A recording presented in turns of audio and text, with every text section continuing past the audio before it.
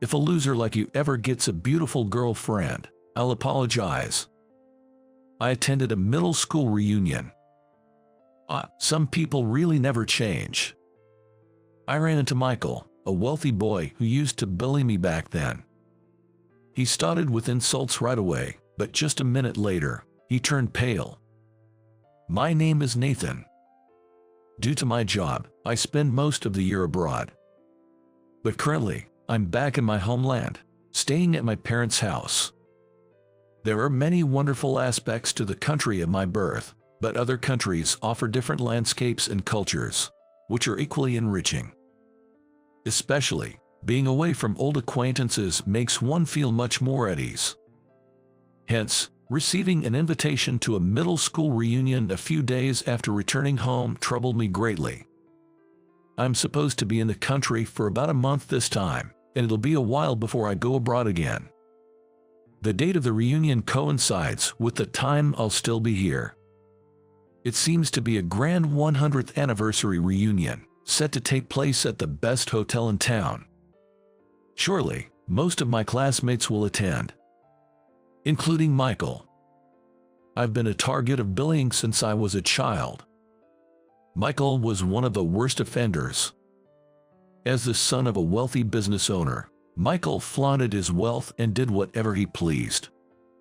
Surrounded by a group of followers, he would pick on me almost every day. And his harassment only escalated over time. I think he targeted me because I lived a modest life. My father was unemployed when I was in middle school. To someone like Michael, who enjoyed flaunting his status, I must have been the perfect target. He would brag about his top-of-the-line belongings compared to the bare minimum I had, and at every opportunity, he'd loudly say things like, "You're so poor, you can't even afford a pencil." At one point, Michael deliberately damaged my bicycle. He even had the audacity to send me a worse-conditioned bicycle he likely picked up from a scrap collection. It was less of bullying and more of an outright oppression.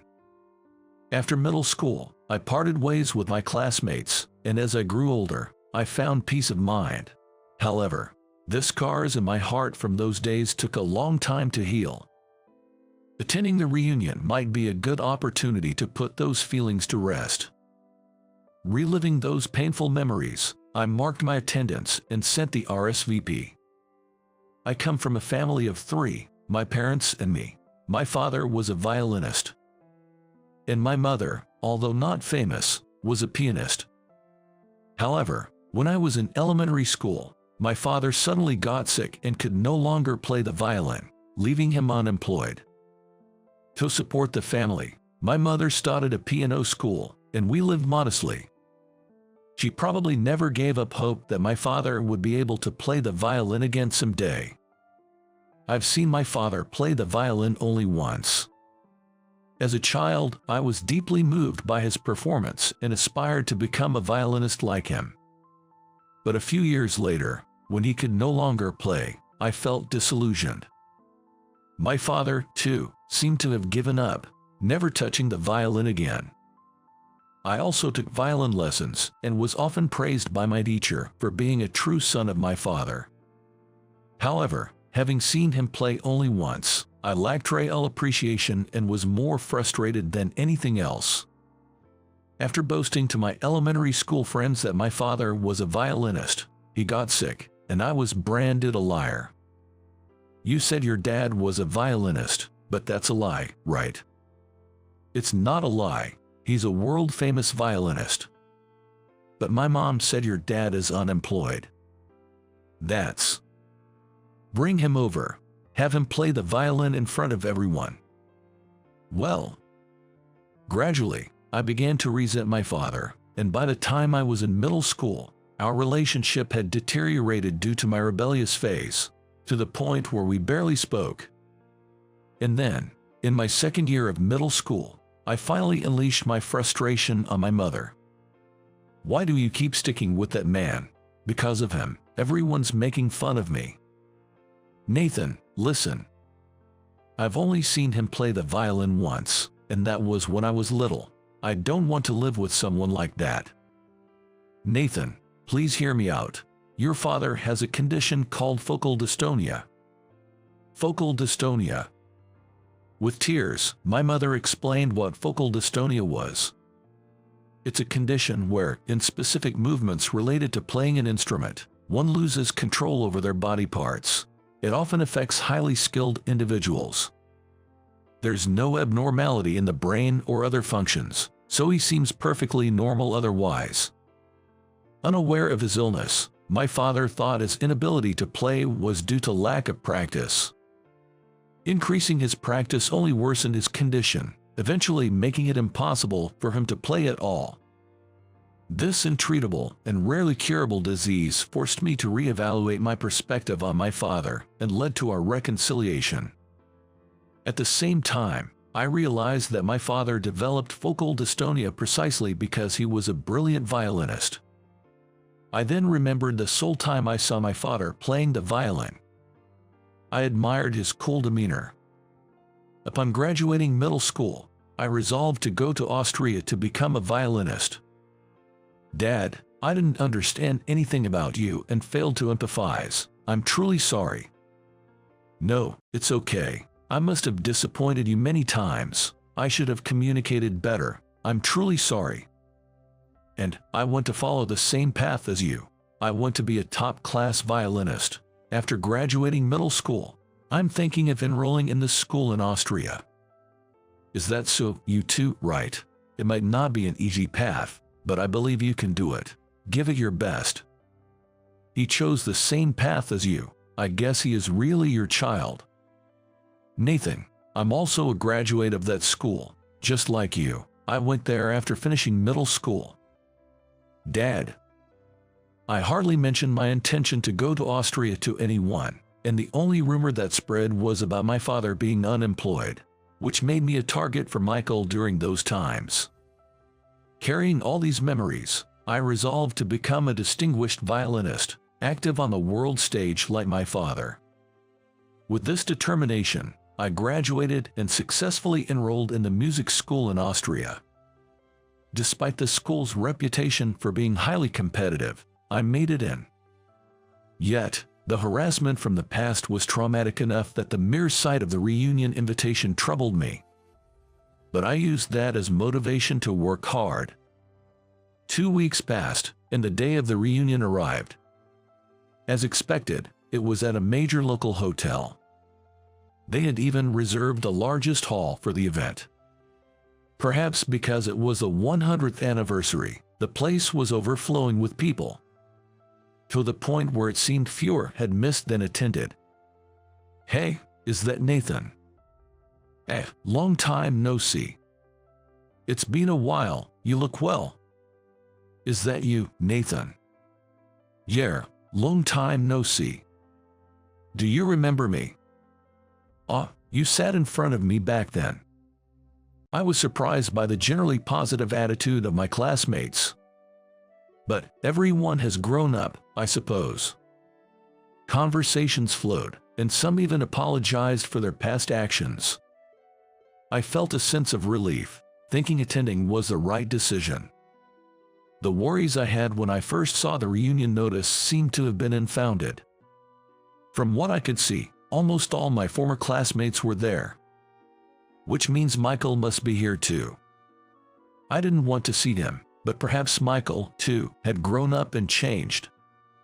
As I was chatting and enjoying a drink with my classmates, Michael finally appeared and headed straight towards me. Well, if it isn't Nathan, the son of an unemployed man, how have you been? Still living the pool life? Unfortunately, Michael hadn't changed at all. His expression screamed winter, reminiscent of a bully in a playground. Despite being an adult, he was flaunting his high-brand logo-printed suit and bag, surrounded by several women. But these women weren't our classmates. It seemed like Michael just brought them along for show. You're still the same, Michael. I responded without batting an eyelid. What are you on about? You're probably still living the same old life, aren't you? Still can't afford a pencil, or is your bike still broken? He retorted with a laugh. Hey Michael, Who is this guy? Oh, this guy was dirt poor back in middle school. I even gifted him a bicycle once. Really? But Michael, don't they serve champagne here? I'll get you a bottle each, worth $10,000, at your hostess bar later. Jay, thank you. Ignoring the fact that this was a reunion, Michael and the hostesses were getting excited. Even my classmates around us were taken aback by this display. Well, Nathan, I guess someone at the bottom like you wouldn't even get close to such women. Oh right, should I give you one? But they're expensive, so you probably couldn't afford them. If a loser like you ever gets a beautiful girlfriend, I'll apologize. Michael, that's so mean.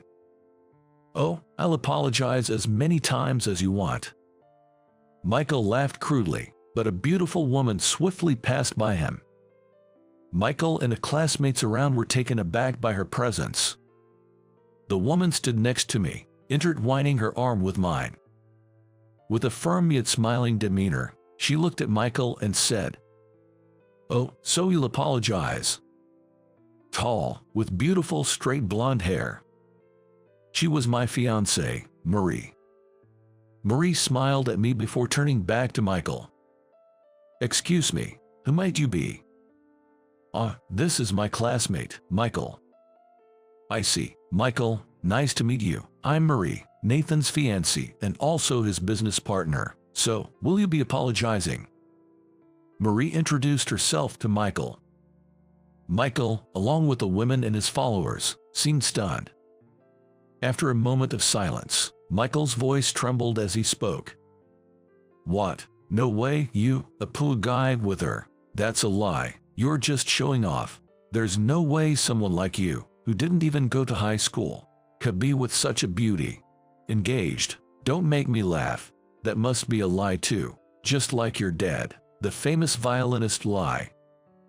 Michael was fuming, much like a wild boar. The women he brought were speechless. Marie retorted sharply, "I won't tolerate anyone speaking ill of Nathan's father, not even Nathan's friends. Really, Nathan, is this person truly a friend? I can't believe it." She was shaking with anger. Determined to get back at Michael for my middle school days, I decided to tell him about what happened after I graduated. "Look, it's not about showing off. You seem to think I didn't continue my education, but I went to a school in Austria to become a professional violinist. By the way, Nathan's father is a wonderful violinist. He just had to retire because of his illness, but Nathan isn't a liar at all." I talked about my dream to become like my father and how I enrolled in the music school. The difficulty of getting into that school. And how my father, recognized for his talent from a young age, had also attended the same school in Austria after finishing middle school. With Marie's support, Michael couldn't interrupt while I was speaking. "That's the story. I've graduated from that school and now spend most of the year abroad." "What? But you told the teacher you weren't going to high school." "To a high school in this country. You misunderstood." He must have only heard the part about not going to high school. "I'm back in the country now because I have a concert scheduled in a few days." No. How? Why do you?" "And now, please enjoy a violin performance by our alumnus, Nathan. He is considered a promising violinist and is touring the world. He has graciously agreed to perform a special piece for us today." As the announcement echoed through the venue, I took my violin from my bag and headed to the stage. During my performance, Marie helped me by turning the pages of my music. The performance ended to roaring applause, and as I stepped off the stage, I saw Michael, finally believing, looking stunned. A few days after the reunion, I successfully completed the tour. Marie supported me at every performance, always there by my side. I'm truly grateful to her, especially for putting Michael in his place at the reunion. After the tour in this country, I decided to marry Marie and went home to tell my parents. "It's been a while since we sat down like this, Nathan. Last time was before you left for Austria, right? That's right. Today, I'm here to introduce her. This is Marie. To cut to the chase, I want to marry her. Oh my. I met him during our time at the music school in Austria. I was drawn to his relentless effort and passion. He always talked about you, aspiring to become a violinist like you. Nathan, please, give us your blessing to get married. Of course, you've succeeded on your tour and built a solid reputation. I've even received messages from a few violinists and friends. Let's celebrate today. Marie, is there anything you don't eat? With that, our marriage was decided, and my name became known in this country thanks to the tour. It became a topic among my classmates, spreading from friend to friend and eventually throughout their networks. As expected, Michael was overheard jumping on the bandwagon at his usual hangouts. However, his exaggerated stories were met with skepticism, and after classmates exposed his past actions, the women he surrounded himself with disappeared one by one. Eventually, his father, a big company president, heard about his behavior and gave him a stern reprimand. Michael, who had been working at his father's company, was transferred to a regional branch, putting an end to his privileged behavior. I never received an apology, but the reunion and subsequent events healed the wounds from my school days. I continued to perform successfully and was interviewed in my home country. It was my first long interview here, though I had done many abroad. I took the opportunity to talk about my father. Nathan, you come from a musical family, right? Yes, my father was a violinist, and my mother a pianist. Does your father no longer play the violin? My father has focal dystonia. It's a common condition among skilled musicians, leading him to quit playing. It's a condition that affects only the ability to play instruments. I misunderstood my father's situation when I was young. We had a rift patch. But before going to Austria, I had a chance to talk with him and understand his condition. He truly was a great violinist. I hope the stigma around this disease disappears, and I dream of establishing a fund to support musicians affected by it. That's a wonderful aspiration. I hope it becomes a reality. This interview gained fame, and my father's violin skills were acknowledged anew. While his condition hasn't improved, he's now often invited as a guest to performances and has taken on a mentoring role for young musicians. Despite claiming he can no longer play, watching young violinists brings him joy, and he's actively involved in the music community. My mother's piano school is thriving with more students than we ever imagined, training the next generation of world-class musicians. Her teaching skills, once considered unknown, are now highly reputed, filling her schedule daily. I couldn't be prouder. As for me, I continue to travel the world with Marie, playing the violin. Nathan, I'm so glad I met you. Me too. I'm grateful for you every day. Your effort and passion, and your parents' influence. Exactly. I feel like I've finally been able to repay them. Marie is also an incredible violinist. We inspire each other like we did in our student days, acknowledging each other's talents and building a strong marriage. And several years later, I was able to establish a foundation for musicians who, like my father, could no longer continue to perform. I donate about half of my earnings from performances to this foundation, while still practicing and performing daily. Believing in the power of music and wishing happiness for all who love it. I pray and stand on stage again today,